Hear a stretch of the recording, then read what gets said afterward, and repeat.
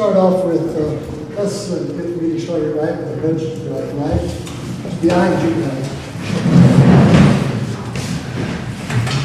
I pledge allegiance to the flag of the United States of America and to the republic for which it stands, one nation, under God, indivisible, with liberty and justice for all. Thank you. My notes out here. We want to really appreciate all of you that's been able to be out tonight, work spirit of the fun pot and virus. And we want to give a special thank you to our sponsors. If you haven't been there to their businesses, you need to try and shop locally. Sponsoring us tonight is the Flower Cottage on 30 North Market and Kenny Tax Service at 33 South Market.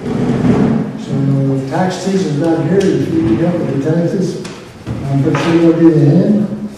And if you need flowers to you guys for your wives, you probably need to take some home to her. Go to the Flower Cottage. And of course we want bigger things too, the Big Want Inn for always making this room available to us. We sure appreciate that. So shop local in all aspects. What we're going to do tonight, we need to start off with just a thought.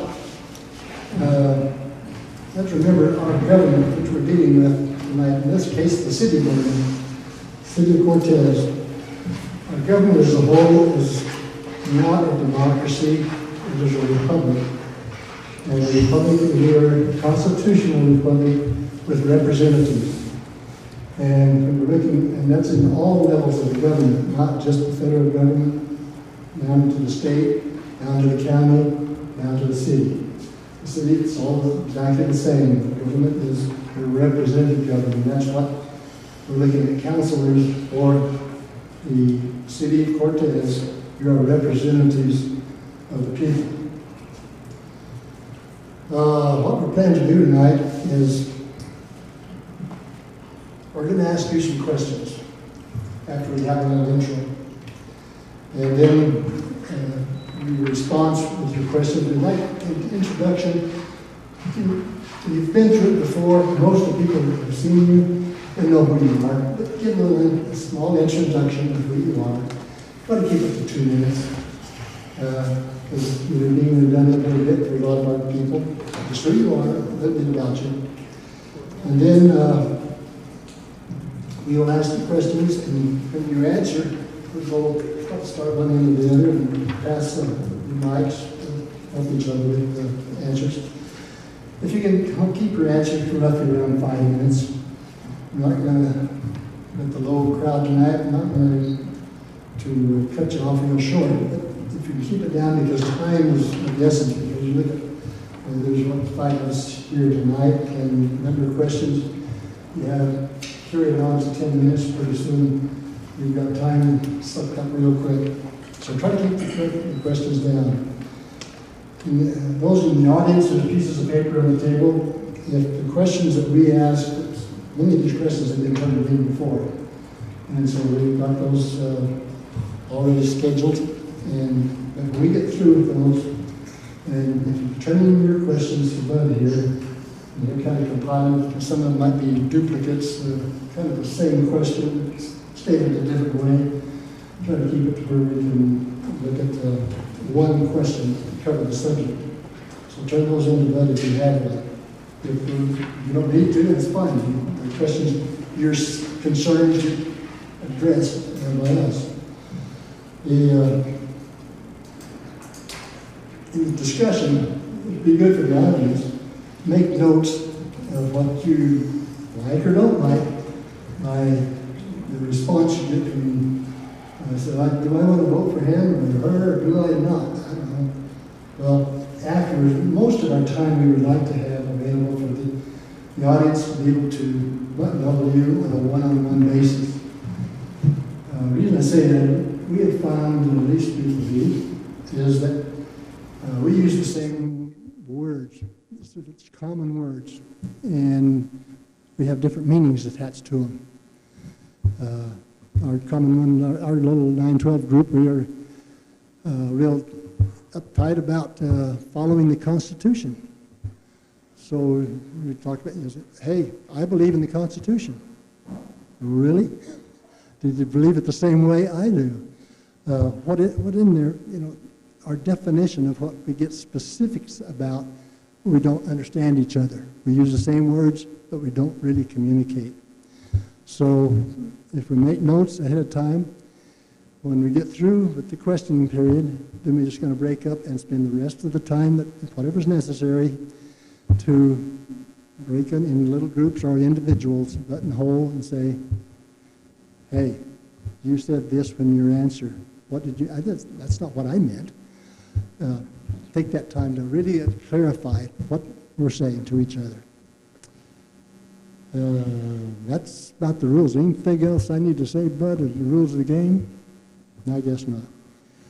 But we're going to get started now, and how we'll do that is I think maybe we'll left or right. Justin, we'll start off with you. Just kind of give you a little introduction to yourself and pass it on, and mics around. Hi, everybody. Thanks for coming out. It's nice to see you guys. A couple of you I know, a couple of you I don't. I'm getting to know everybody up here. My name's Justin Vasterling. I'm the general manager of the Holiday Inn Express here in Cortez. I oversee operations at the Destination Grill, which a lot of you remember as Coco's. and I oversee operations at the Retro Inn, which a lot of you probably remember as the Bell Row. That's definitely a landmark here in town. I basically come at this from an operations perspective. I have a lot that I can offer in oversight in operations for the city, knowing where we should be spending our money, where we shouldn't, helping look at things as a business operator. And that's it. My name is Rafe O'Brien. There we go. Rafe O'Brien, and I'm running. There we go. Is it working? Okay. My name is Rafe O'Brien, and I was born and raised here in Cortez, Colorado. I went to culinary school whenever I graduated high school here, and after that I moved back home because I really liked this community and really wanted to be here. This is a place that I truly see myself living for the rest of my life and growing up, and this is the opportunity I decided to take upon myself to try to help this city and run for this position. In high school, I was on the FCCLA, which encouraged Family Community Leaders of America, and that was another reason why I wanted to pursue this. This was something that was instilled in me from a long time ago through high school and then following on into my college years in the service community. I truly, truly love this town, and that's the reason why I want to be here, guys. Hello, everyone. My name is Bill Banks. I've lived in Cortez for 44 years. I was married to my wife, Lori, for 41 years. She passed away a couple of years ago. We raised 2 children. I've got 4 grandchildren. I've worked in the energy sector all my life. My reason for running for city council is to try to bring some responsibility and accountability into spending taxpayer money. I believe in separating wants from needs, making sure we take care of our needs first, which are fully funding our police department, our fire department, and our public works departments, and having an adequate rainy day fund. And after that, I'm not sure what else we're really responsible for. So those are the reasons. I just want to see some reliability, responsibility, and accountability in spending other people's money. I've been pretty frugal all my life, and I'd like to see taxpayer funds spent wisely. Thank you. Hi, I'm Rachel Medina. I work for the county in the mapping department. I've lived in Cortez for 4 years and in the Southwest for almost 10 years. I have experience on city boards, and I feel like this is a critical moment for Cortez, and I'd like to see city council be more proactive in the future of Cortez, to be more business friendly while protecting private property rights, but also, you know, really looking at the economic development of our community and the future of it. So thanks. Hello, everyone. I'm Raymond Goodall. I've lived here all my life, except the time I spent in the Navy. Spent 6 years there, overseas in the North Atlantic. Went through all my schooling here. I'm 84 years old. I started herding cows for Art Nielsen at the age of 12 out here near Gwinnett when it was no fences hardly at all there. Hunted rabbits on the way home from school under Ed Kemper. We had our rifles with us then. I was in the 2nd grade. I looked at a gun like it was a tool. Took care of it like a tool. And that was my bringing up. My hardest subject in school was English. I couldn't dissect a sentence. Noun, pronoun, adjective, verbs, adverbs, conjunctions, I didn't know the difference. But Gladys Hart got me there and got me over the hump.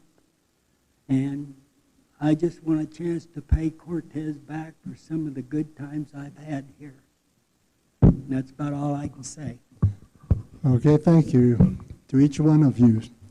Again, to our watching audience, if you're watching live on Mesa Media, you're missing out a good opportunity to buttonhole these guys. We're glad to see you there. Now, let's get on to some questions.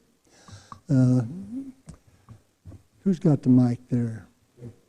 Raymond was the last one. Can you hear me? Okay, okay, now that we, as long as you ended up at the mic, let's just start back with you going back the other way. Here's the question. There's in fact, I even have a copy of it. It's the oath of office that you will be taking when, if and when you are elected. You'll sign an oath of office to be a commissioner on the commission of the city council. What it says is, I will support the Constitution of the United States, the Constitution of the State of Colorado, and the laws of the State of Colorado, and will faithfully perform the duties of the office of city councilman, or council lady. I don't know what they do on that one.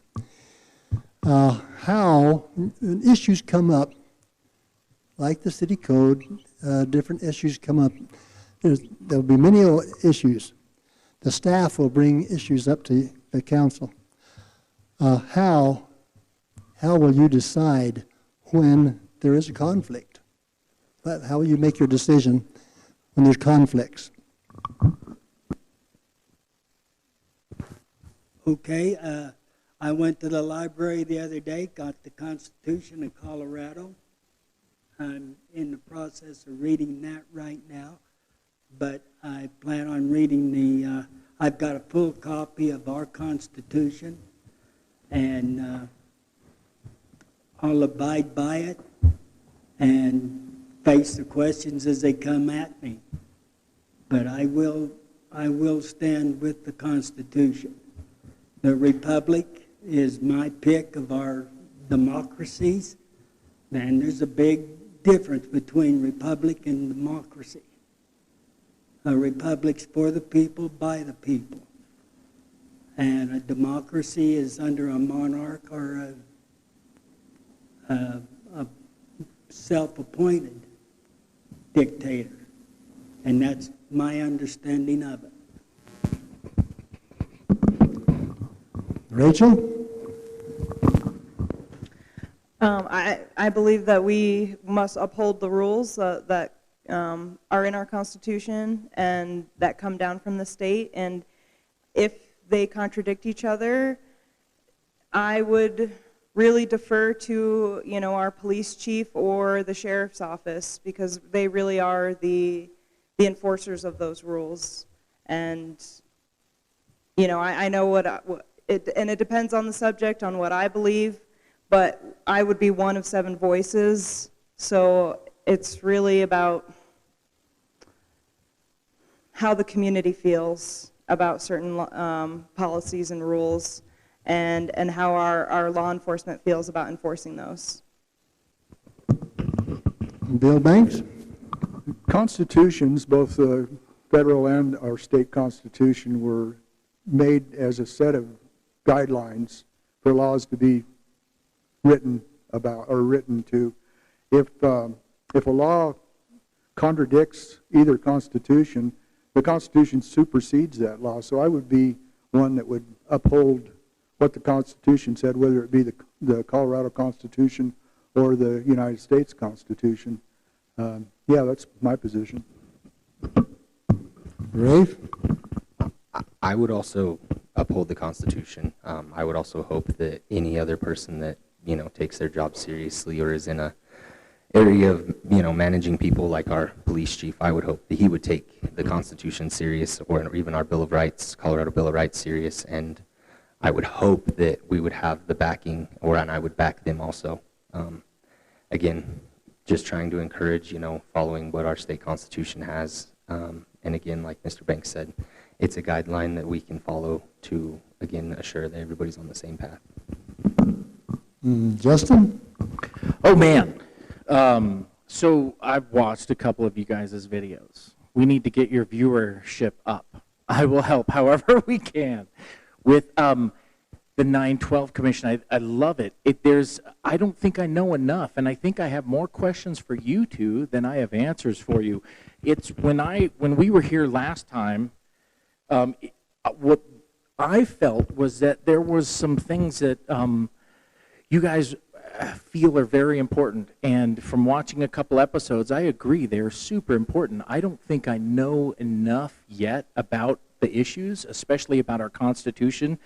What I realize is how little I know about it. And I have lots of questions for both of you guys about it.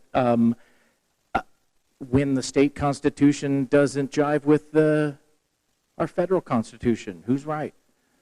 Like, yeah, but I mean, like, I'd like to kind of know what everybody thinks. I think the more people who I get an opinion from, it helps me more. But I just don't, I know that you guys have some positions and some things that you feel that there might be going on right now, possibly in the city or in the state, that may not support the Constitution, like laws that maybe are unconstitutional. And I think we as Americans don't know nearly enough about that. And I think the big issue, rather than finding out what your candidates know, is we need, as candidates, to be more educated about our Constitution, is my feeling about it. Wow, that's only a minute. I think there's a schism between laws getting made, like that. Like, for instance, does the president get to declare war, or is it the Congress? Who gets to do that? I've got tons of questions, guys. I am not opposed to a constitutional advisory. I think more people need to be talking about this. I need to know more. I would like to learn more. I'm not sure what the right thing to do is. I bet that if we walk through the Constitution, there might be a couple things where I'm like, oh God, really, in all cases? Maybe there's some exceptions? I don't know. I don't want to make a pledge to you about something. I'm like maybe a 9th grader on. I think I need to have a college level education about some stuff, and I look forward to that. For whoever that comes from. Even if someone's wrong, I think people that are wrong about laws change because they don't apply sometimes, and they change sometimes because we're wrong about something. And sometimes we need to improve things, and sometimes improving them is just for a group of people, and it really hurts some other people. So this is a very complex thing that I really look forward to leveling up on. And you two are dialed in on that. You have a great podcast. And man, it would be super awesome to see you guys teach a course or something local, not college level, so that we can all learn a little bit. I was shocked at how much I don't know about government before I started running. It's pretty intense. So, wow, that's only 3 minutes. Should I just campaign for 2 minutes or surrender the mic? Surrender the mic. And to answer your question, we could probably make arrangements to give some classes. Let's go on to the next question. We'll start off kind of a little rotation here. Start off with Rachel this time and work our way back down, and Ray, you'll get to be last. This is really quite an interesting question. There's a lot of people in the county that own property or businesses in the city. Not living in the city, they don't get to vote on the issues of the city. Will you, as city council, would you move to make and allow the non-city residents of owners and property and businesses to have a vote on city issues? I think it's a great and valid question that's probably been brought up for years and decades. And I think that people who own property in our city have vested rights and interests, but don't get a say. So I would like to see if we are going to change that policy, that we define it to Montezuma County residents, because Cortez is within Montezuma County, and I think Montezuma County residents are a huge part of the Cortez community, and but I don't want it to see it rapidly expand beyond that, because then we're going to go down the slope of, well, should La Plata County residents vote in our county commissioner race because they own property over here? And I don't want it to just expand beyond that. So I would support it, but I want it to keep it to Montezuma County residents only. Bill? Yes, I echo her concerns about it expanding, and large corporations like Walmart, they have a business here, and not allowing them to be able to vote in something like that. But residents of Montezuma County that own businesses in Cortez, have skin in the game, bring tax revenue to the city, I absolutely think they should have a say in what goes on, and I would be in favor of allowing them to vote in the city election. Rafe? So I have a little bit, I guess, different outlook on this, guys. I actually think that we should start with landowners' rights first and see how that works with landowners. I'm also okay with, even if you live in Texas but own here, if you've paid your property taxes because you have property here, we should at least start with the property as a trial at base to basically start this to see if it's actually something. Because I do see both of their concerns with the corporations coming in and having a vote. But again, with that being said, if we would allow businesses to have a vote, Walmart would only have one vote. It's not like they would have 15. They would have one, which would give them maybe the fighting chance to maybe get other people on their side, which is fine, but maybe nobody would want to be on their side. So again, to basically start with the property owners' rights, go ahead and give them a chance to actually vote and have a say. We also have a lot of business or property owners that own property here that live just south of us in New Mexico, Arizona, or in Utah. And those people are more our neighbors than anybody else. They live, again, less than 45 minutes away. That's kind of a hard one to just say Montezuma County. We have other neighbors. We need to be economically developed, outside of just our, Cortez, or out of Colorado, because again, we do have other neighbors. And to finish up, start with landowners, then go to business owners and see how that's worked, because we'll know exactly how the landowners vote has worked to then turn that into establishing it into if the business owners can want to have a vote. Go ahead, Justin. Oh man, it's a big no. Take a second.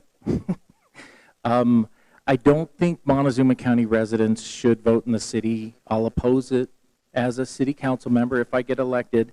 And I don't want to start a fight or anything, but I want to throw something at you guys and think about just a few things that reasons why I think that. It's not because what you might think, and I've spent a lot of time asking county residents, lots of my friends are county residents, why they feel they should. And you know what is something that you guys might laugh at? Do you know when I ask someone who lives in the county if they want to live in the city? You guys know what you would say if you lived in the county. It's usually like, explicative, no, I'd never live in the city. You couldn't pay me to live in the city. That's a high 80% of close to 100 people I've talked to, maybe not 100, maybe 80, that have very strong feelings about how horrible Cortez is and that they wouldn't live there if you paid them. And there's a reason they live in the county because of all the BS in the city. So think about that for a second. If we just dealt with that, and I'm not saying everyone feels that way, but that's a sentiment. And if I lived in the county, I would feel that way, I think. I felt that way in Dolores when I lived in Dolores. I guess that's the county. I hated going to Cortez, you guys. I called it the big city, and it was a super bummer, and I didn't want to go there. And I went there to shop, and then I got back to Dolores and just walked down the river and had a great time. What I think is everyone's voice should be heard. But I don't think everyone should have a vote, and especially on city council, if 35,000 county residents get to vote for city council against 10,000 city residents, we should really consider what we're trying to do there if there's going to be a city council vote. If we're going to vote, what do we get to vote on versus what do we don't? Is it just ordinances? And there is a cultural divide. I love our agricultural community. I moved handsets for the first time when I think I was out here for about 5 or 6 years, and then I got the opportunity to move handsets. That's super fun. That's almost a lifestyle, just moving sprinklers. I like that stuff because I probably didn't grow up having to do it, so it's deeply interesting to me. But there's a couple other points I want to make that I think are really interesting. I really freak out to hear people talk about landowners and property owners. That is a little intense for me. It almost sounds like we're talking about a privileged class of people, and then we talk about like property owners, landowners. That starts to get a little interesting. I think even someone who's not in a great position to own something, and maybe they just work at one of a business owner's business, I think that doesn't mean they're less of a person or shouldn't have a vote if we're going to go that route. It freaks me out that we just want to give landowners and business owners a vote, but we don't want to let anyone else that lives in Dick County vote. I think that's some mirror time is important for county residents to think about landowners and business owners voting. I think their say is critical. If you have a business in town, man, you should have a say, because the city is going to be affecting your business a significant amount of the time, and we need to hear what's important to you. Do you want to do landscaping? Do you not? Why? What is the burden? What is the benefit of water conservancy? There's so many issues there, and I think so just, I may not be your candidate, I get it, and I don't know if I came off a little too hard for you guys or aggressive or maybe adversarial, but if it's in your heart to say, I'd never live in the city, I live in the county for a reason, really think about what you're going to be doing with your vote if you get it. That would scare me a little bit if some people that thought that were trying to vote on things that are going to happen in the city, but everybody that has a vested interest in the city should have a say, and everyone should have a say. I don't think that we should eliminate. Right now, I guess there's a law, I don't know if it's constitutional, you guys could tell us that they only want vested interest to be able to speak at quasi-judicial things, and I see the point in that, but I don't see where someone's opinion hurts anybody. It's only going to improve how we view something. Ray? I look at it a little bit different. I think the country folks do have a business here. They come in, they spend their money here, preferably, or I hope they do. On, Ray? We can't hear you.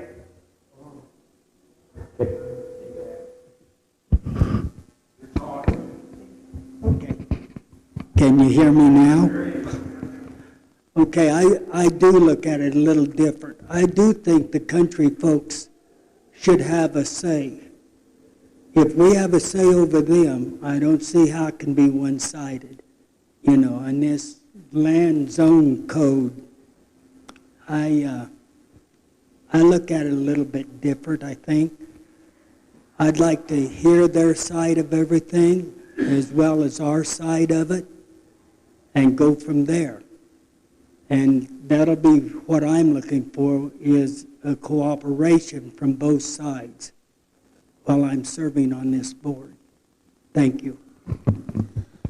Very good. We'll start off, Bill, with you on this next question. I think we got two questions that was given to us, and I think we can kind of put them into one question with two parts to it.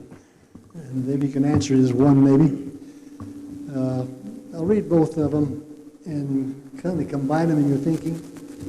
The first question that was given us was, in view of the recent land use code, as they put it, property grab, should those involved still be holding positions of trust in the city government? And the other part is the city land use code document, in this opinion, was a disaster. Will you push to vote to throw out the entire document and start over from scratch? Yes, I believe that. I believe the land use code will come back up again. And when it does, it's like everything in life, it's a question of balance. And whoever's deciding that at the time needs to look at not only what Cortez is going to look like in the future, but also look at people's private property rights. Do you own your property? Do I own my property, or does the city? And like I say, it's a question of balance. Everything has to be balanced out. None of us, I think, want old cars with the tires off of them sitting up on blocks in people's front yards. But do we want to tell people what type of plants or flowers or what they can plant in their yards? You know, there's a question of balance, and some people that decide those things, those issues, need to take that into consideration. This mic kind of comes and goes. No, okay.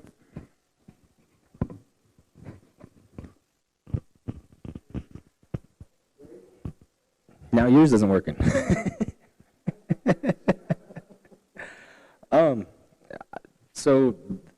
As far as I understood from whenever I went and talked to some of the heads up, as far as I know, the land use document is actually done, thrown out. They're not addressing it again.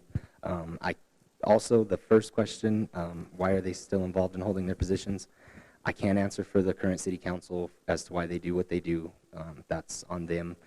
I can just assure you that whenever I am elected, I will at least ask certain questions in these meetings and actually reach out to the public more. Going to some of these workshops, I've noticed that there's a little bit of fight back. We've noticed that the land use code got pushed relatively fast. Our medians got pushed relatively fast. And actually, currently, we just, they are pushing, naming the park over at the south neighborhood.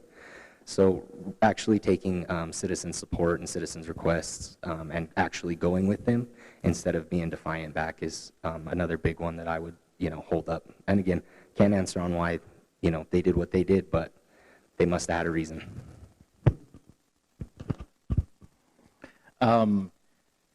Okay, help me out. Land grab.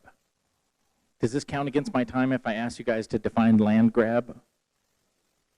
Can you help me with that? What do you mean by land grab? Well, that wasn't our question. It was one of our constituents. I thought that was part of the question when you started. You were saying with the land use code, land grab or something. I don't. That was in the question, but you say, we're repeating the question from somebody that turned it in. Oh, but, okay. I think what you would find that they would say is land grab is gaining control over your private property.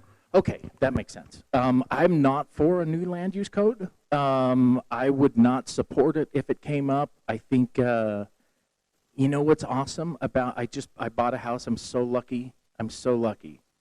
It's awesome. I'm super happy, and I love screwing around in the yard. I've misspent so much money trying to fix up my house and having fun with it. I think that's what it should be. If you want to put flowers in your yard, you should do it because you love flowers and you want your place to look beautiful. If you want a nice fence, you should do it because you want to, and you should have the choice. It freaks me out a little bit that that the code is as intense as it is. As an operator, we've hit some hurdles I can't jump over. I had my dang billboard down too long, and I can't rewrap it. I have got the only 2 solid white painted billboards in Cortez, you guys. I'm probably mismanaging that a little bit. And they both just got tagged. If we had rewrapped the one south of town, which I'm in love with because it's the biggest dang billboard, which suits, I like that. I want the biggest billboard. That was $3,000 to have San Juan come up and mount that thing to print it, and they tagged the heck out of it, and we were going to rewrap it, and everybody's on the fence, and I didn't have a lot of support to rewrap it. I wanted to. We were going to have a local artist. We wanted some kids, actually high school kids, and get them some spray paint cans, and to do a retro and a Destination Grill billboard with the style of all the tagging that's going on, just to try and take control of it somehow. And I don't know how the heck I'd get kids on a ladder and feel good about it. But They just tagged it again. We just painted it. If I had rewrapped it, we would have lost another $3,600. We were going to have a mural painted at the Retro, you guys, to have people take selfies in front of, like, with a little cutout. We had an artist. We were going to pay her $6,000, a local, and it's covered in frickin' spray paint. Is frickin' a swear word? I think that's my go-to when I'm really angry. Sorry. I have a hospitality thing. I've got to find a substitute for my favorite curse words. But I guess what I'm saying is no new land use code. I think if we have an issue where planning comes to us or our city manager or residents say, hey, this is an issue, we got to do something about it. We come together as a community. Every one of us that lives here and in the county knows what it's like to get around town. My car bottoms out on half the streets in this town because I was stupid and bought a sports car.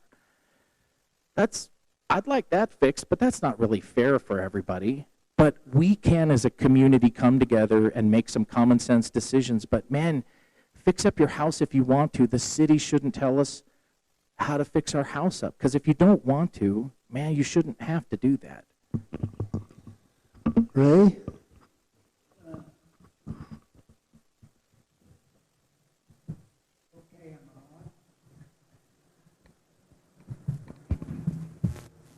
Okay.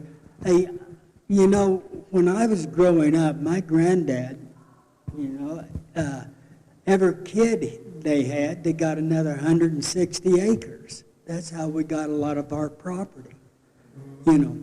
But at the same time, you had to improve it.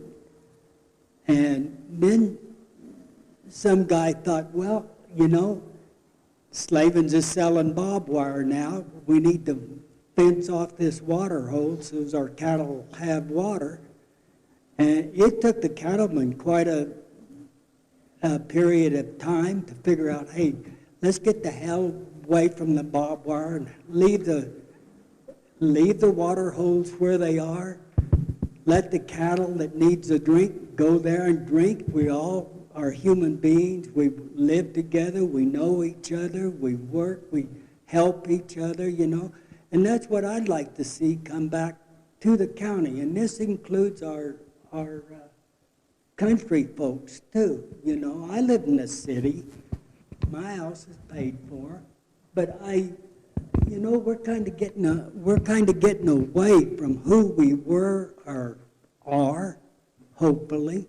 You know, I look at every one of you and I think a relative, you know. If we get to talking long enough, we may find out we are related. I don't know. This country, I don't know. I just finished having dinner with the class of 55 here. There's 8 of us left out of something like 300 when we went to high school down here. And we were talking who we're related to, Mahafis, Dennisons, Tanners, Mahafis. And the little girl at the end of the table says, you know, we better shut this conversation down. We're going to find we're all related. And that may not be a good idea, you know. So we kind of put hobbles on that and did away with that conversation, you know. But yeah, I'd like to see the county come in and sit at the meetings with us and have a voice. Why not? They come, they spend their money here, they vote here. You know, they're part of us. And that's the way I look at it, guys. We're one family. Okay, Rachel? Okay, in regards to the first part of the question, the people of trust during the land use code adoption, the parties responsible really are the city manager, the previous city manager who is no longer here, and the current city council. They really are the decision makers and the overseers of these processes. And I think you're right.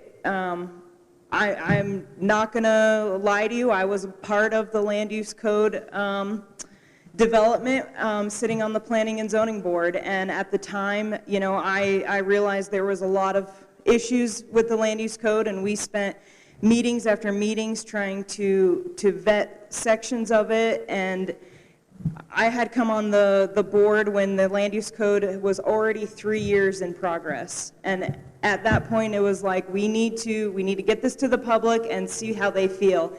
And at that time, there wasn't many people engaged. And so then when it went to council, the Waters basically did the work that the city council should have done. By outreach and getting the public involved. And the public spoke against it, and so City Council voted against it. So I think there's a lot of lessons to be learned from that. And I think with the new City Council that the Land Use Code amendments or a whole new one will come up again, and we need to be held accountable. We need to make sure that we are living up to what we promised you here now, because you're right, we need to get everybody involved who has vested interest and really see what's going to be best for our community. So the best we can do is move forward and learn from those and keep people engaged, because I think that was one of the issues from the beginning is, you know, you have your mandated public notices, but that clearly isn't enough.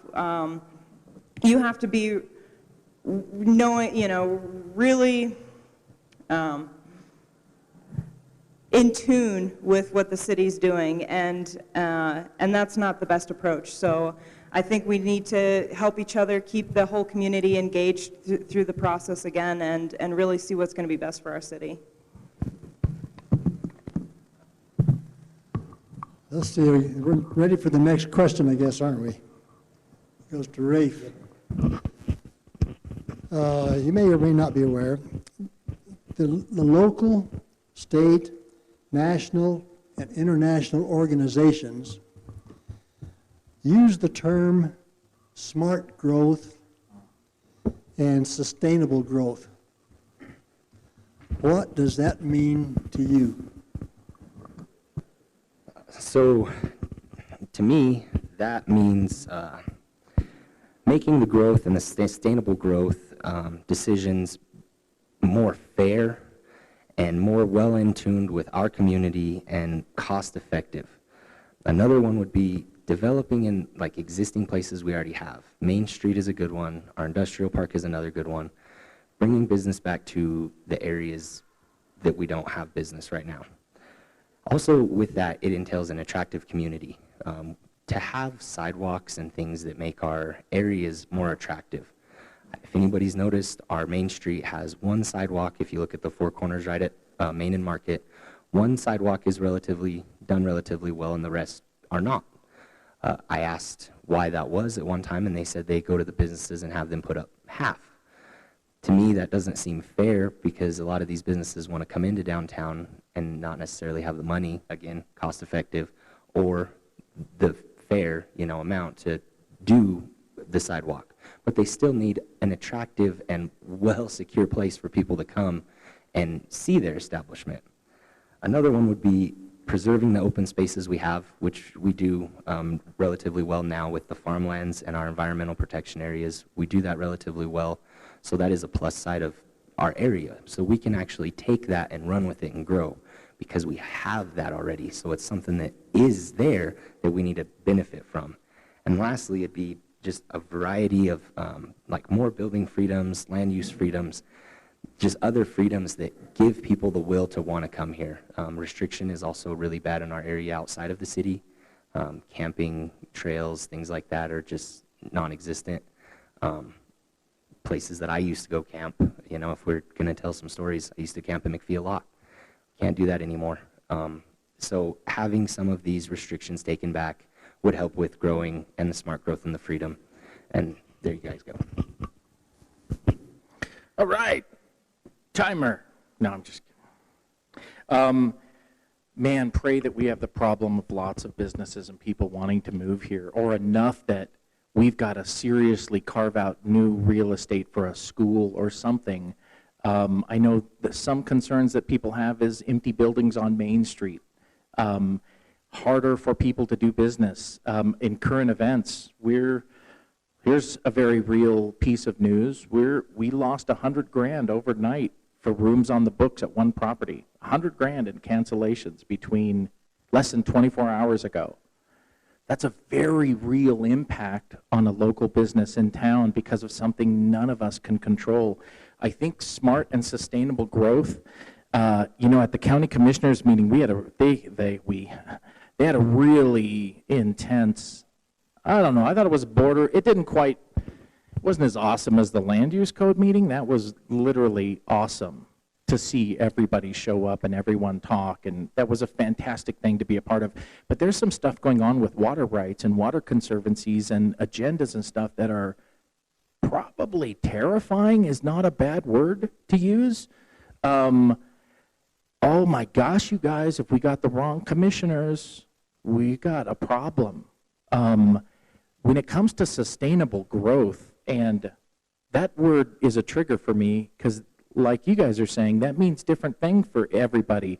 And when you get into a legal document and sustainable is defined as, it starts to get complicated for people trying to put businesses and homes in. We've got another problem. But when's the last time a city has grown so fast in Montezuma County that the whole city's screwed up because it didn't plan for growth? I don't know. I've only been here since '98. I don't think that's happening. It feels like we're shrinking a tiny bit. So it'd be great to have the problem, but man, I don't think we want tons of restrictions. I think if someone wants to come here, we need to find out what is going to, I mean, maybe it's an old sales thing, but you want to eliminate objections. You want to you don't want to say no. There are times where you don't want to say no if it's in everybody's best interest. I'm not talking about like not saying no to someone that wants a liquor store 10 feet from a elementary school. I mean, like businesses coming here, incentivizing things. Our being smart about growth really should be about some council members trying to make it make sense for people to come here without totally flipping a table over for somebody that's not going to give us anything back. Because at that point, we've got local businesses here that we're not going to do a dang thing for that I know of. Why aren't we helping local businesses that are already here try and make it a little easier for them to do business as, you know, property owners or residents or just people living here? So I don't think we should go crazy and sell our souls to get a big box store or something. I don't think that's wise. But hey, 3 minutes and 20 seconds, put that mic down. Okay, yeah, no, that's it. Okay, Ray? Well, I still think growth is good. I don't like the medians in the highway, but I think we're due for a truck route, and I think that's what the state of Colorado is planning for us.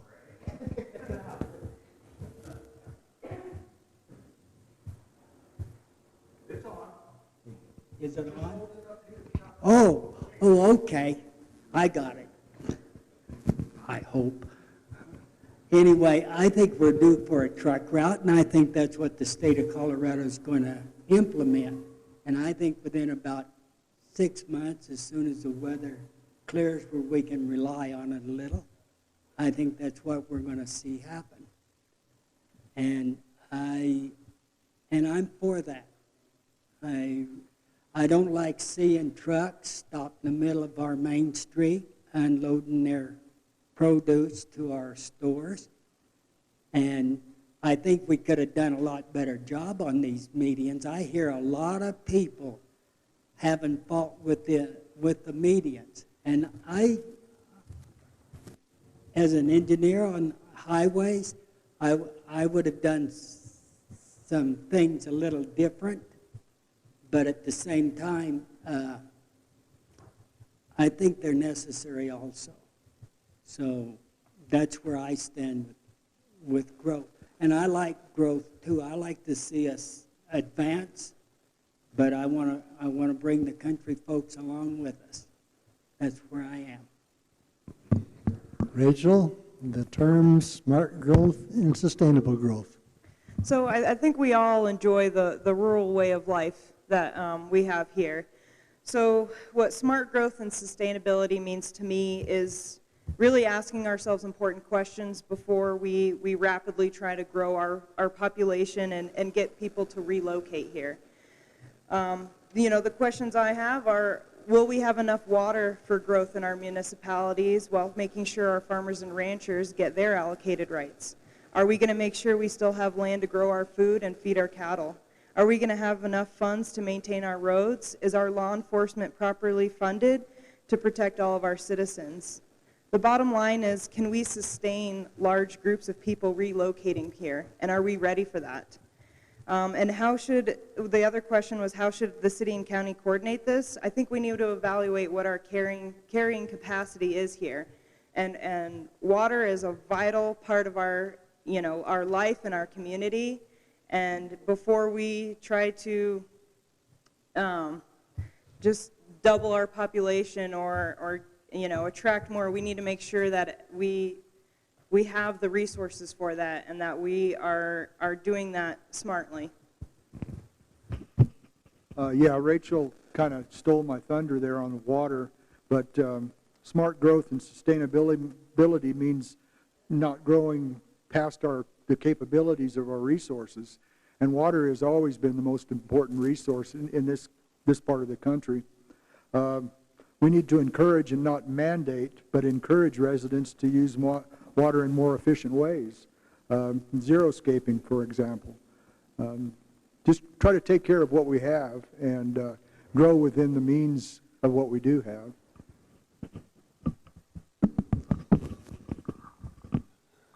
You're going to be up again, Justin. All right. We'll put the clock on you. A question that was sent in here was, how do you determine if or when the city should be involved in economic development?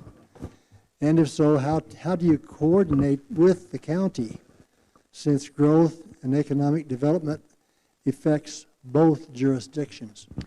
I have no problem coordinating with the county. I like Larry Don. That guy's fiery.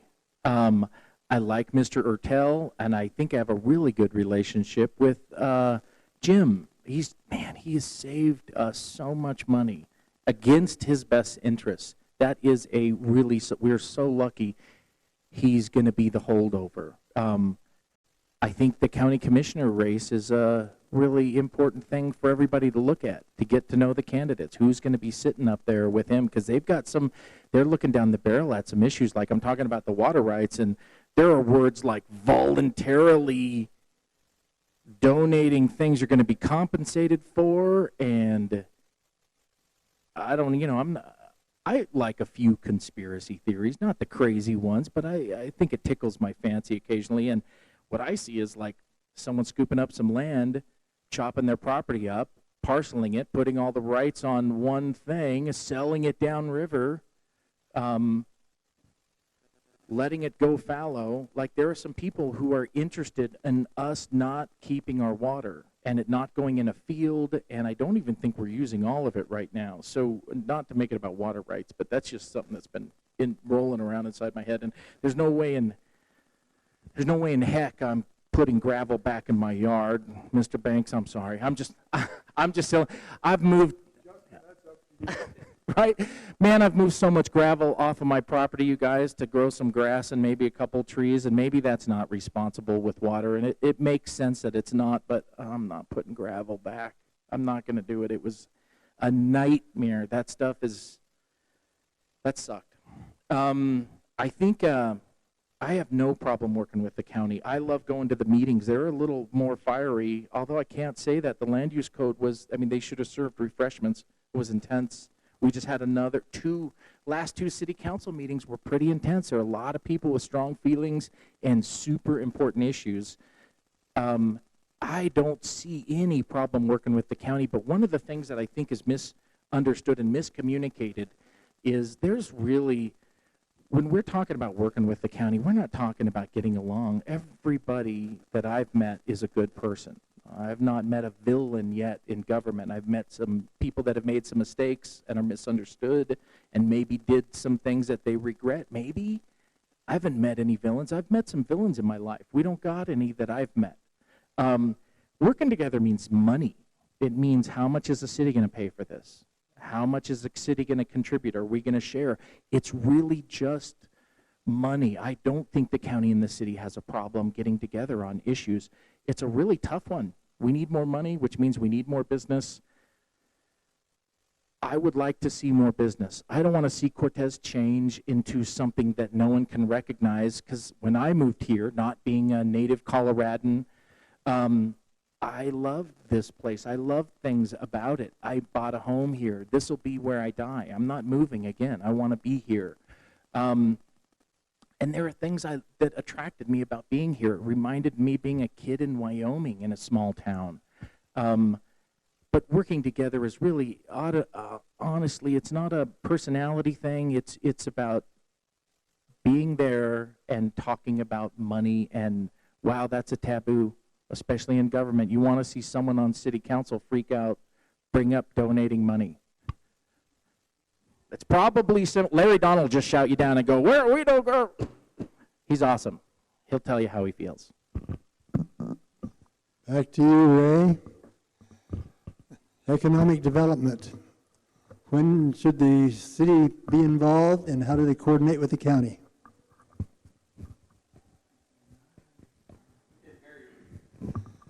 Economic development. When should the city be involved in creating economic development, and how do they coordinate with the county? Well, I think, am I with you? Okay. I look forward to working with our county representatives, really. I know both of them from childhood, and I really look forward to getting close to Sukla a little bit. He'll be there in November, he told me, so that'll get us acquainted again. And I think together, I think this city holds a lot of, I don't want to say city, I think our community has a lot of good possibilities that both sides, the city and the county, can work together. We can prosper from one another and with one another. And that's where I stand on it. I'll do anything I can to accommodate them, and I'll respect the same from them when we present a problem to them. And that's where I go. Rachel? I think the most effective way to do economic development is to have the city and county work together. And I think we need to figure out what are the hurdles that business owners are facing. What can we do to open the doors to business owners and to get those vacant buildings filled and to grow our economy. I also want to see, what kind of industries can we bring here that's going to hire from our community and keep our residents from having to travel to other communities to make their living and then come back here. And it's something that we all need to work together on, city, county, and residents, to really get a better picture of what would be the best for our community and the growth for it and for our future. Yes, of course, the city and the county should work together on bringing people in, bringing new business, and sustaining the businesses that are here.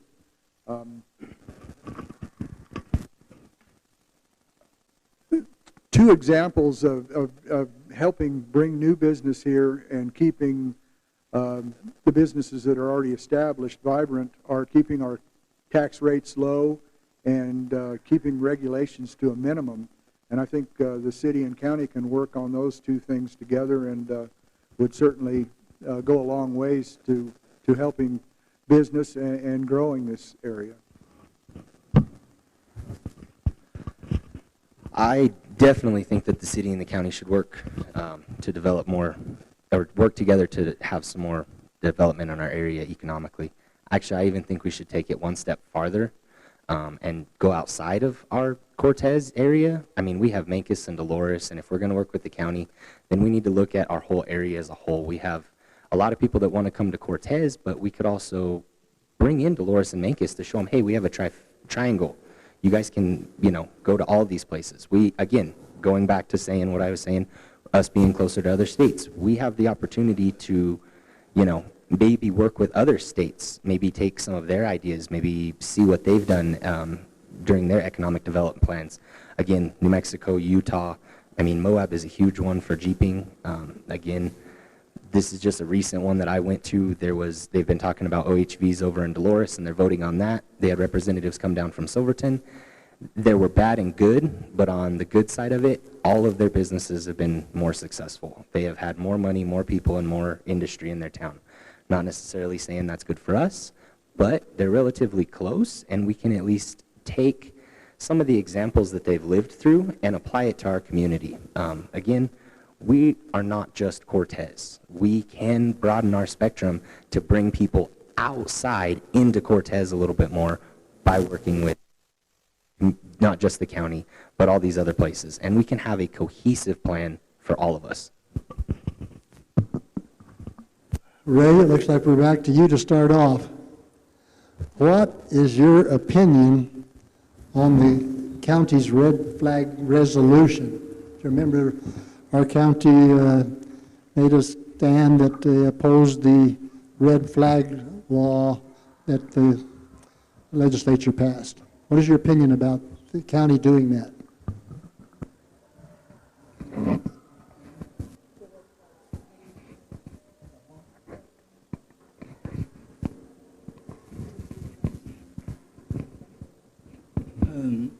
I was more or less born with a gun. I've always had guns.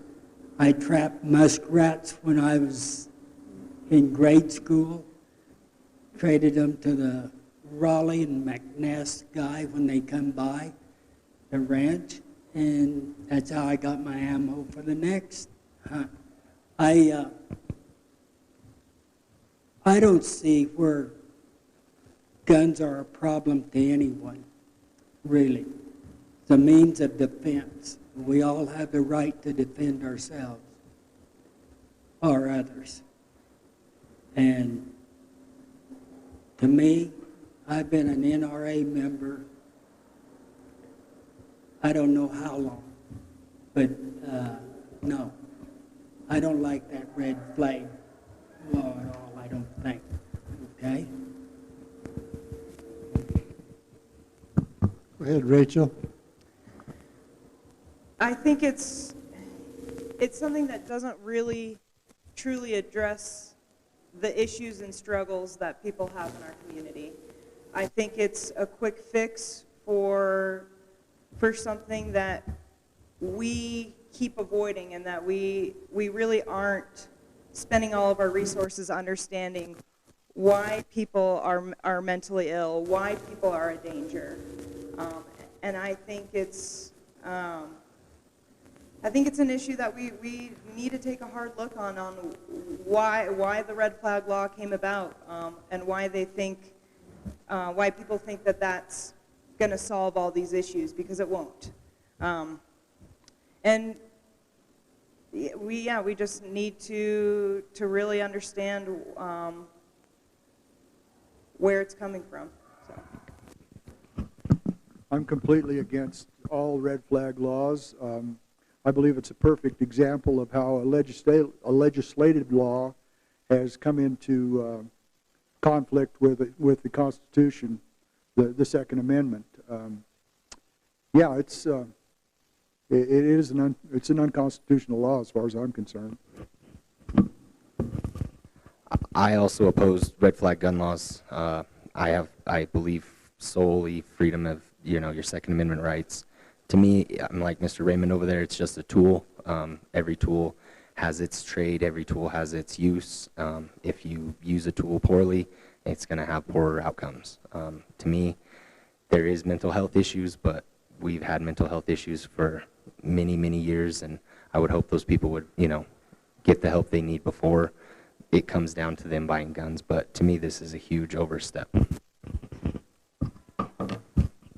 Awesome. The idea that we need a new law every time stuff comes up is crazy. I think we've got some great laws, but man, it seems like all we're doing anymore is just making laws all day. New laws, long, crazy laws, like laws no one's going to read. Laws like consent agreements for Apple every couple months. I mean, that's crazy stuff. When a lawyer is the only one that can inform you about the law, we've lost some footing, and I don't know how we get that back. It freaks me out that every year we're sitting in Congress making as many laws as we can. That's pretty intense. I think we should figure out how to spend money. I don't think we should be, like I said, I'm sure there are some great laws out there. I don't know all of them. Who in this room knows every law? Probably you two guys probably know, what, 85% maybe, 90, 70? Yeah, what the heck, you guys? So I think the red flag thing, I don't think it's an issue. I think it's really suspect to conflate mental health and gun ownership. I think that's very suspect. The real issue is how we all feel about whether or not we should all have guns. I feel we should all have guns. I feel the more people that went to the shooting range and learned how to shoot, the better.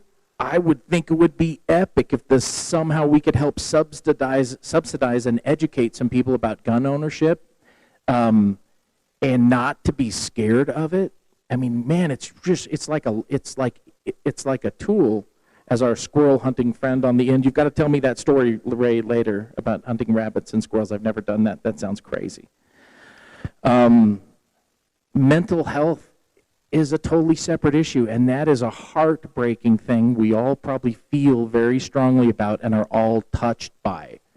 It's a friend, someone's kid. I think that's a really intense issue and has nothing to do with gun ownership or gun control, in my opinion. And it scares me, and I guess that's probably makes sense that you guys are asking this question. If this is near and dear to you guys' heart on the 9/12 Commission, makes sense that this might be an area of like encroachment on constitutional rights. But man, I don't know. I know Sheriff Nowlin. I like him. I like him a lot, and I trust him. And man, I don't think he's going to run around and try and round up everybody's guns. And I know that's not the red flag law, but that's maybe the deeper issue that everyone's thinking about. Man, when you take a foot every couple days, and then pretty soon, if you have anything other than a shotgun with 3 shells, you're a criminal. Wow, that's not good for us. I love guns. I love them. I don't want to shoot people. They're awesome. Conflating mental health and guns seems like an intellectually dishonest thing to do, and I think that's at the heart of the red flag gun laws. I think it's an attempt to try and address an issue that should be looked at as 2 separate things. Rachel, we're back to you. You're going to catch a double duty right here, because we have one question that really is for you specifically. And when you answer that one, maybe we go on to another one that's for everybody. Okay? So you get 2 questions of one. Okay. For you specifically, working for the county, if elected to city council, how would you balance council business? I think that's a great question. That's probably on everybody's mind, because the county commissioners are my boss. But, I think there's mutual respect there, and I will make sure to not compromise my job, because that first and foremost is most important to me. But I also am a citizen of Cortez, and I believe I have a right to participate in local government there. And I've talked to the attorneys for both, and I'm going to make sure that I don't ever cross those lines. And if it means skipping some meetings so that I don't get privy to information before everybody else, I will do what's right. And I will make sure that I'm held accountable and that I take off my county hat and put on my citizen hat when the time comes. It's inappropriate, but may I jump in really quick, if with your permission? Get to know Rachel, get to know the county commissioners. You have no issue there. She is awesome. She's not going to be pushed around by anybody, and she's going to do the job. She's super smart and capable and invested. And get to know the commissioners. They're not going to tell Rachel what to do. If anything, they'll be supportive of what she does. We've got good people. I don't think it's a concern. I think we're okay. We're campaigning for her, for the position you want. I don't see a conflict of interest involved there. I believe that the county and the city should work together. We're all citizens of the county, even us that live in the city. I don't have a problem with it. Well, that's all right. We can trip that. Let's go on with the second part. Another question. Rachel, would you support term limits for board positions like the Planning and Zoning Board? That is a great question, because I hadn't really thought about it before, because I haven't been on board long enough to go through 2 terms. But I think term limits would be a good idea, because I think it's important to get more and more citizens engaged and involved, and if that means that boards have to sit open and we have to seek out people, I think that's good, because you can get stuck in just certain mindsets if people are just stay on boards too long, and I think those need refreshing. And I think they should be advertised for the community, because there may be other people interested that we don't know about, but if people just keep getting reappointed, they never get a chance. So I think it would be a good idea. Bill? I think it's another one of these questions of balance. It depends on how much interest there is in the community in filling those board spots. If there's some substantial interest in filling them, I'd say yes, let's get some new blood in there. But if we're down to 1 or 2 members on a board, we got to keep somebody there that's discussing situations and making decisions. So I would, like I say, it's a question of balance, depending on how much community interest there is on filling those spots on the board. If there is a lot of community interest in it, then I would say yes, let's turn it over. Let's get other people on there as they become interested. I also do believe that they should be term limited, with the option of, if they're going unopposed and if the city has actually reached out and allowed other people the option to want to run for these board positions, that would be the end of their term limit. Again, if they're unopposed and if there's nobody else and there's no interest, because I've been told this quite a bit, that our boards are lacking. Actually, we just were told that I think 3 of our boards, one being the Parks, Rec, and Forestry board, still needs somebody. So we do have a lack of people wanting to actually be on certain boards. So I do understand why they would want to reappoint people in certain instances, but having them term limited would at least give the option to be open to the community and have that chance for other people to stand up if they would like, unlike we had yesterday. Was this to all of us or just Rachel's second question? That's Rachel's second question. So this is yours. Oh, the second, okay, sorry. Man, if you've served on a board, I was super excited the first time I was asked to serve on a board. It was an insane boost to my self-esteem that someone wanted to, the public might want to hear my opinion and stuff. And I'm on the board of tourism. Every meeting's awesome, but man, I've sat in on a couple board meetings while running, and we not everybody's the brightest light. That's my opinion, but I mean, I think that holds a little bit of water. I think as the interest is there, I love the idea of like, just like city council where your term can expire, and if there's no interest, we cruise on. But if we've got like 15 people interested in being on planning and zoning, well, those are 15 crazy people. Have you sat through a planning and zoning? How do you do that? It's rough, you guys. They're making some serious decisions that require lots of education, lots of intelligence, lots of knowledge about issues. I couldn't make it. I mean, I've watched all the city council episodes back to 2017 and I can't make it through a Planning and Zoning Commission meeting. It's just rough. It's all the most boring stuff about city council, is what it feels like. I think. I don't know if we should, there are some things we lose, and that's the dilemma I think that we're all looking at, is when we get someone good and we got to lose them, that hurts us. I think there are some people that if we lose, we hurt as a city.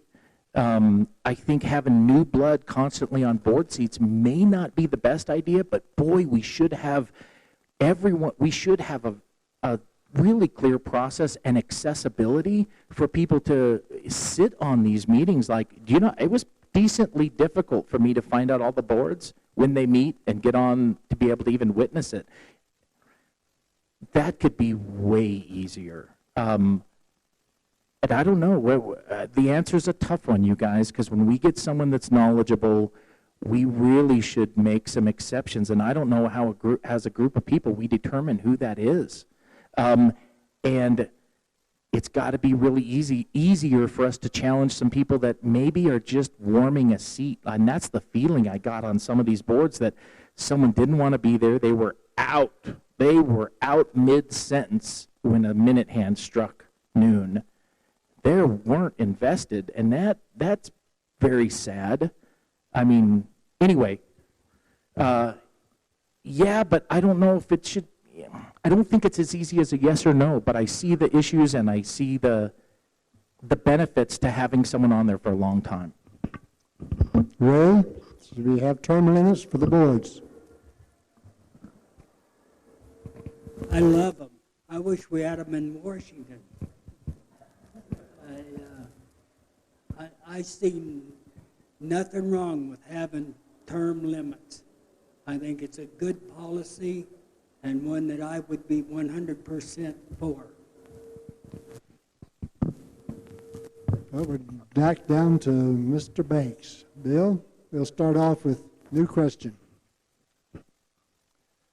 What is your position on recent official action taken by the current council on the wilderness study areas in the council and the county that was in direct opposition to the county commissioner's position?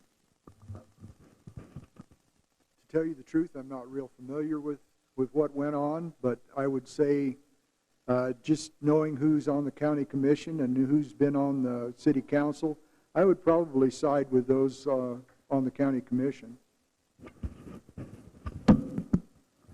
Rafe? Do you mind if I ask for clarification of what wilderness? Are you talking about, like the wolves or the what? Like, Okay, for a brief item, there's two classifications on the federal wilderness. There's wilderness areas, and then 25 years ago they had an act that established we need to study to see if we need some more wilderness areas. And in those, so they started studying with the Forest Service and the BLM, and they studied areas that was suggested might be good. These became wilderness study areas. And from that study, they said, should we recommend they be wilderness or should we not recommend they be wilderness? In our county, where there were several study areas, one of them is the Menifee Mountain, right up over here, and out on the west end, likewise. These were recommended, no, they should not be wilderness study areas, or they shouldn't be converted into wilderness. The way Congress works, or doesn't, those study areas were never acted upon. And as a result, they were treated as wilderness. In other words, they were never managed. They were just left sitting there as if they were wilderness, even though they weren't. They were study areas that had to be non-managed like a wilderness until a decision by Congress was made. It passed, long story short, but our legislative and congressional delegation tried to get those, our county recommended. They'd be set up and removed out of study area status so they could be managed. And that's a result of one of the issues that came up was there was noxious weed problems on the wilderness study area affecting the landowners around the study area. And the study area, they couldn't treat them because it was in the wilderness study area. You don't do things like that. And so the county was pushing to have them removed so they could go back to managing them and treating them like they should. And the city sided with the environmental groups that says we need to make these wilderness, keep them and make them wilderness and not manage them. The county says no, manage them. The city said yes, we think they should be wilderness. Okay, in that instance, then I would actually side with the county.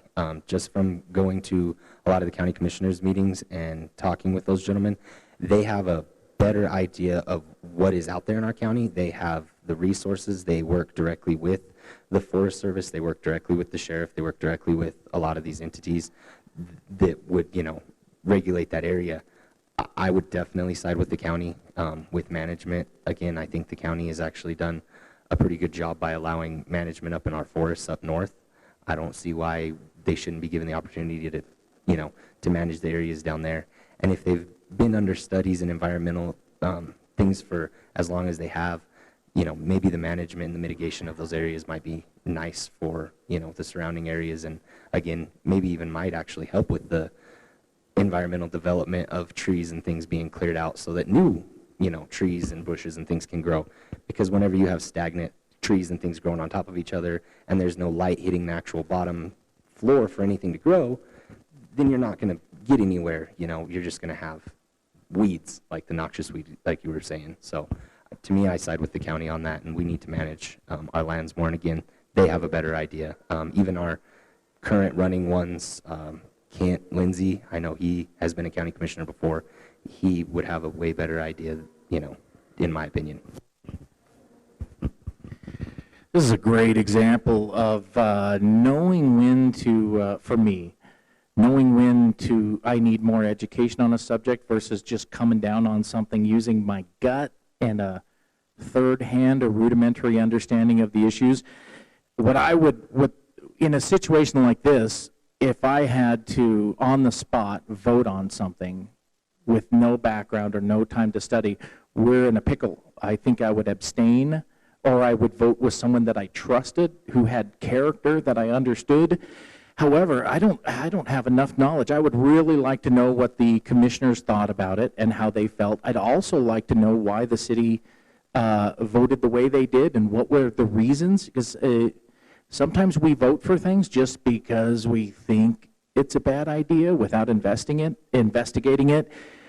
I've seen, you never know what's going on in someone's head, but I think I've seen people make decisions every day that are super uninformed.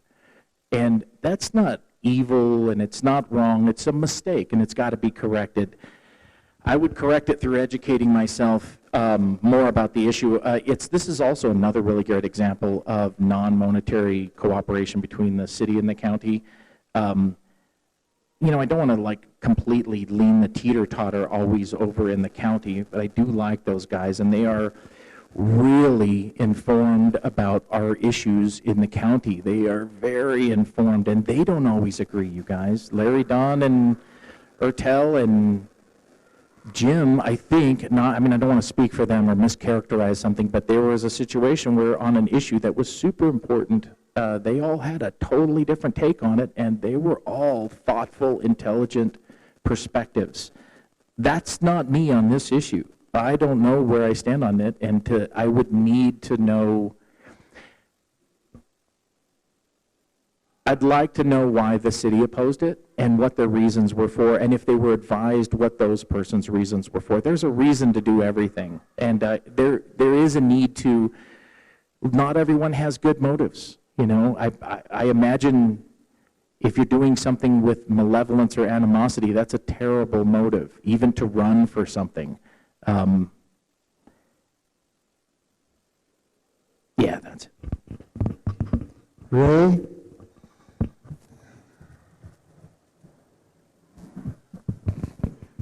Yeah, I stand with him on that issue, whether the county commissioners and us would get together. I think we would work good together. I've been in a couple of their meetings, and I know they don't see eye to eye with one another, but like he said, if you ask for the reasons behind the decision, sometimes it clarifies a lot. And I think we would work great together. I really do. Rachel? I enjoy wilderness areas and I respect them, but I think it is need to be case by case. And Menifee Mountain is a great example of lack of management, poses a great wildfire risk to our community, to the community of Mancos.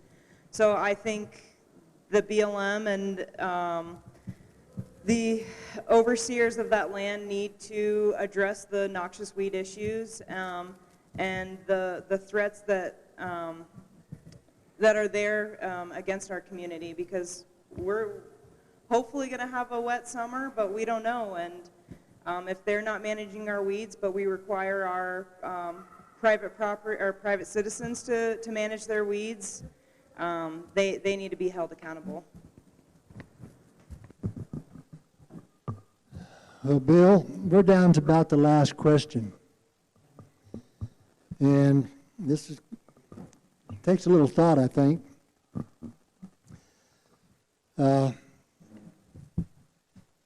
Whoops. I'm getting a...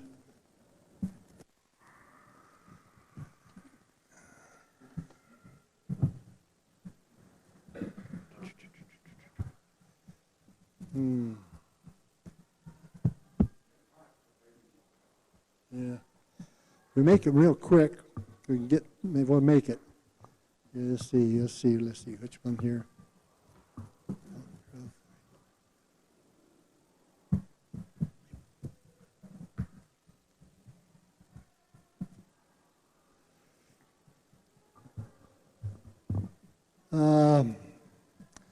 This is a kind of a two-part. It's an either-or.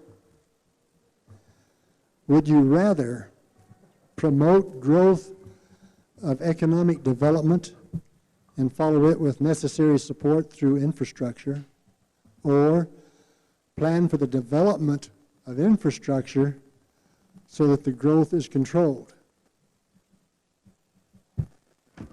Chicken or the egg?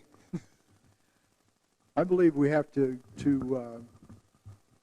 promote growth first, and then have infrastructure catch up with growth. Because if we build infrastructure first and growth doesn't happen, we've wasted a lot of money.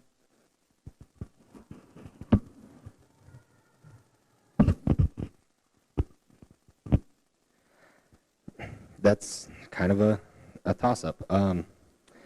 For me, again, it kind of goes back to what you guys asked before with we need to utilize the lands that we already have in place and in existence and use those first. So I guess mine would be growth first, because we have at least a little bit of land space and at least a little bit of open buildings. And again, I know we have other developments. Again, our industrial park, I know at one time from living here, they wanted to put another industrial park out here behind where the all-weather storage is at one time. So I know there are areas for growth land-wise already in our area. I think we just need to actually have the growth and development here. Again, it kind of just goes back to being fair, predictable, basically, cost-effective for everybody, and putting everybody on the same plane of we all can just come in with the same and do the same, rather than the fluctuations of maybe case-by-case scenarios, like make it more the same. That's an awesome question. What I, in the spirit of the question, an either or, I don't agree with answering that, and here's why. I am capable of doing like 10 things at once. I don't know how hard you guys have worked, but I'm sure a lot of you have done multiple things at once.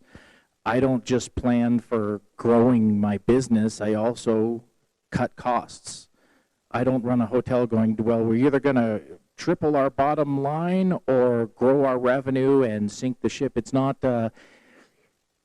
complicated things can be done expertly, addressing all issues. Our nation is a great example of doing tons of stuff at once as best as we can. I understand the spirit of the question, what's more important? And I think there's a ton of things that are important. I mean, infrastructure in advance of growth and then chasing growth, both of those, I think if you do one of them and not the other, there's a huge downside to it. I think we need to do both of those and more. It's not really just about infrastructure, but what kind of growth is it? So it's a complicated question in hospitality and what I do. Man, if I'm not doing 10 things at once, you guys, I'm not earning my paycheck. I've got to do a lot of stuff, and if I just did one of those things, I wouldn't be in my job. It would be a problem, and I know all of you guys are capable of doing that. I don't, either or, I don't want to be dishonest and not answer the question. I would say, because I'm a salesperson and I like that stuff, I would say if I had to choose, I would want to grow before thinking about what to do with everything that came. But I'd like to look at the question a little differently. Ray?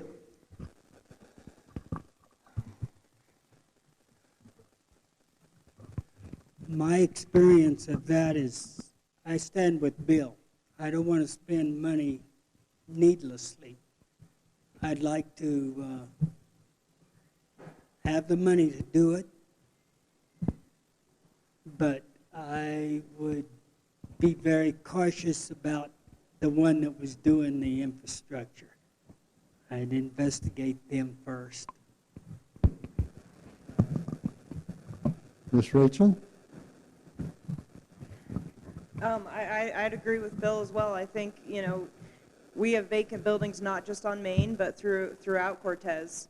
And I don't think the demand on, say, our sanitation or all of our other resources is beyond their capacity right now. So I'd like to see those filled before we spend taxpayer money hoping that things are used. So. Okay, I guess we'll start off with Rafe on this last question. This will be our last question. And if anybody has questions that didn't get answered or you got more questions, we'll have plenty of time to buttonhole them and ask them their individual question. This is really kind of an important question in our minds. What is the proper roles of city council and city manager? You would be the council and the city manager. What is the role of those two different? To me, the role of a city council member to start should be open to listen, open to what the public has to say, and if the council themselves can't come together with a cohesive idea, then we need to reach out to the people. We need to actually take things a little bit, farther, and if we can't come together, then we need to let the citizens decide. The citizens decide who is up on this council, and we make choices for them, but as I've went to a few workshops and have noticed, those choices aren't always followed with what the citizens have to say. Again, the example I have is they decided not to name our South Park, or the South Neighborhood Park, Panther Park, and they're going to go for a third try of asking the community of what they would like to name it, even though they've asked us twice. This kind of comes back to, I just feel like our city council members, with the exception of a couple, truly aren't listening to us. and truly aren't reaching out to us the way they are. Some of the city council members, I believe, are taking the advice of the city employees a little bit more rather than their constituents, and I think there needs to be a 50-50 of that. You know, yes, you're there, and yes, you manage these people in a sense, but at the same time, all of you folks voted for all of us. We have to remember that, and we have to kind of keep that in the back of our minds all the time, and some of that's a little missed. As for the city manager, I would hope and wish that he would know what he's doing, and he or she, I guess, I would hope that they would have a general idea and a good idea of how to be and how to act and how to present themselves and be really public and being out there and trying to represent our town in a way. I'm not going to speak poorly upon our city manager because he came in a crunch and he has done a relatively good job, but with anybody who comes into a crunch, sometimes you're going to take the flak and sometimes it's deserved. I mean, he has even said that he takes full blame for the land use code, which is great. I mean, I'm actually glad that at least one of those people stood up and said, hey, I'm responsible, take it out on me. That's kind of a good thing. At the same time, I feel like we have had a little bit of a miss. I know Mr. Vasterling has mentioned he feels like he would be a better candidate, and I feel like maybe we could have other candidates out there that might be better. Again, with that being said, our city manager has to be a good face for our town and needs to be a face and be out there like every event, or at least try and be a face for our community.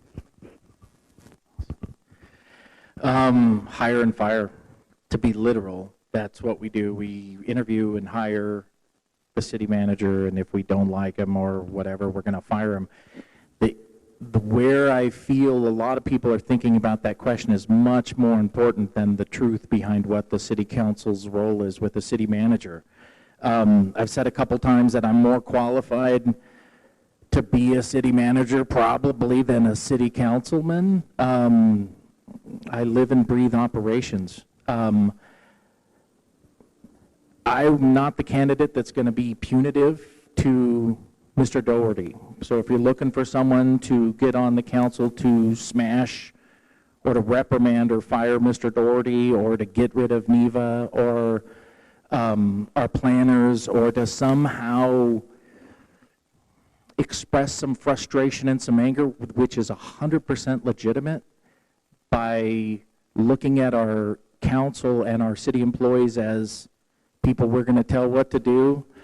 And I've got some fellow candidates running that I feel, I don't know if any of them are here, I'm not pointing a finger at anybody on the stage here, but I've heard some stuff where it feels, and this scares me, you guys, I'm upset about some stuff, but man, the answer isn't punch and fire and demean, and accountability isn't demanding answers. That is not what accountability looks like. It almost always looks like working with somebody and helping them. Every time I've tried to, when I have a situation where there's an accountability issue, that's where I am, showing them the responsibility that we have to envelop and how important it is to own things. There, I think, is a lot of frustration with the land use code, which is awesome. I'm not going to bring it up again. I don't think we need one. I think we fix it case by case. I think if you're running and you want to smash Ben Burkett because he's in charge of finance, and you want to get Jim to fire some people, or get rid of Rebecca Levy because she said the F word, I'm not your candidate for that. But what I am your candidate for is someone that's going to work with everybody, lift them up, find out what we're struggling with. Because when you work with someone, you know if they're stealing. You don't know if someone's stealing if you're shouting at them from up on a dais and holding them accountable for numbers. You find out where someone's heart's at by being with them in their struggles and helping them through their situation. The answer is not to get rid of these folks, and I'm not your candidate, and I know there are some people that want to do that, and I'm begging you, have a little more forgiveness, a little more patience. More than is appropriate has been asked of this community, more than is appropriate. Couple more times maybe. Maybe it's not over. Maybe a lot more times we're going to have to let people mature into their positions, and it is so rare you have to fire somebody. And I've got 3 businesses I'm responsible for, and every time I've had to fire somebody, I see that as mostly a failure on my part to lift that person into a position of self-respect and ownership of whatever it is their responsibility is.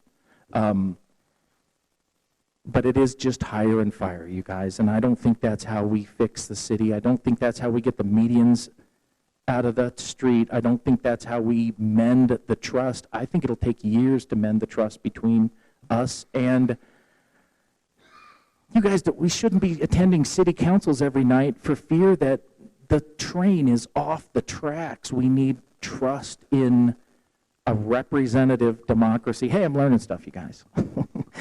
As a representative, the character of the individuals that are going to be watching your home, watching your business while you're gone for 2 years or 4 years, do you trust that person when you come home not to have 100 people living in there, the house damaged, the business shut down? That's us. That's our community. That's our city. Who do you trust to make those tough decisions and help? Ray?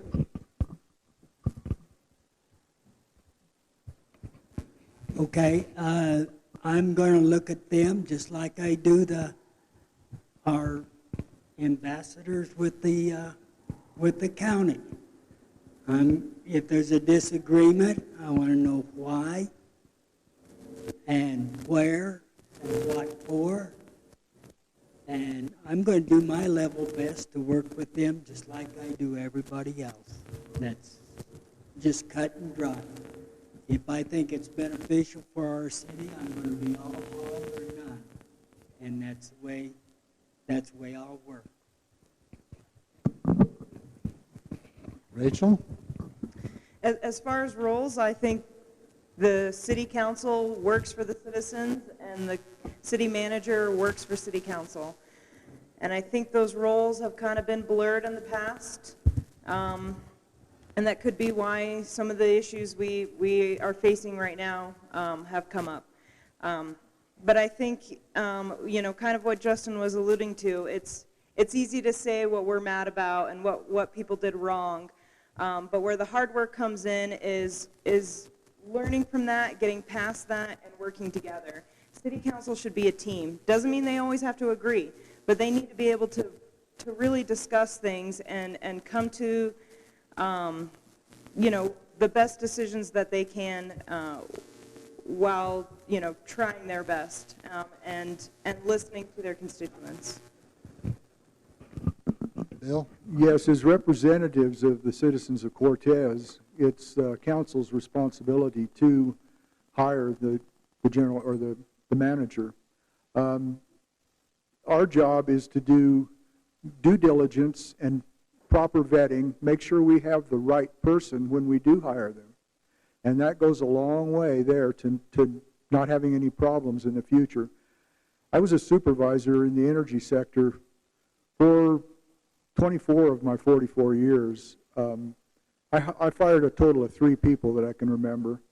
It's all about getting to know somebody that when you do hire them and doing what it takes to work with them and not against them.